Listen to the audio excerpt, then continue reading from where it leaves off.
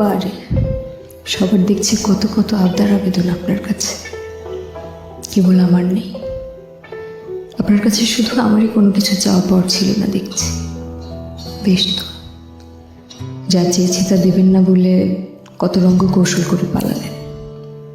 একটা পাপমুক্ত জীবন, একটি বন্দিত্বের প্রায়শ্চিত্ত, অসম্ভব আবদার রেখে সবার থেকে আলাদা হলাম। সবার মতো আবদার প্রকাশ করে কাঁদতে পারছি না। আপনার আবার ছিলই বাকি জয়ামির, একটি অসম্পর্ক, একটা বিরোধ, তথাকথিত বৈধ একটি পরিচয়। তার ভিত্তিতে কি বা চাইবার থাকতে পারে আপনার কাছে? এক জীবনে কারো মেয়ে, বোন ও কিছু বন্দির কাণ্ডারি হতে গিয়ে স্ত্রী ও মা হওয়া হলো না। হারালাম সন্তানসা। আপনি কে? আমার কে আপনি? স্বামী হবার যোগ্যতা কি আছে আপনার?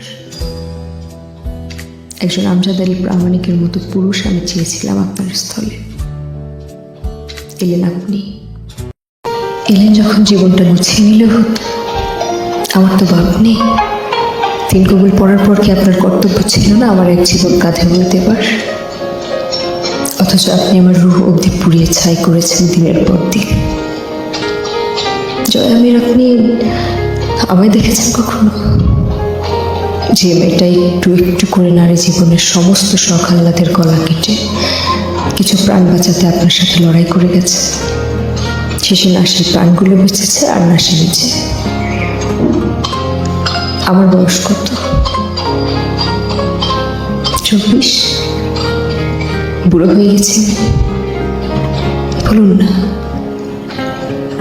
আপনি আমার এমন এক বৈধ পুরুষ যে হয় যাবে কারাবাসে, নয়তো নরকবাসে, আর এই দুটোর কোথাও না গেলে অবাধ পাপাচারে।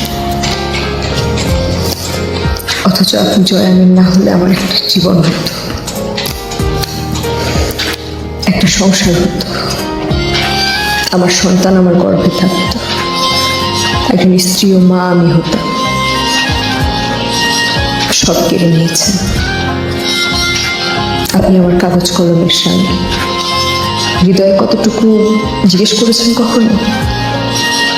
জিজ্ঞেস করলে হয়তো বলতাম আপনি একটি সূচের বিষমাখা প্রান্ত, যা আমার হৃদয়কে প্রতিক্ষণে খুঁচিয়ে রক্তাক্ত ক্ষত বিক্ষত করেছে। তা শোনার পর কি স্বামী হবার চেষ্টা করতেন?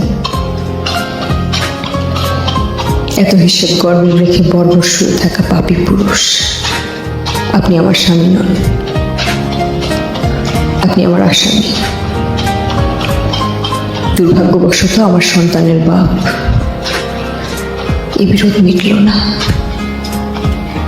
আখিরাতে দেখা হলে এই বিরোধের খাতা আমি আবার খুলব। ততদিন মুলতুবি রইল।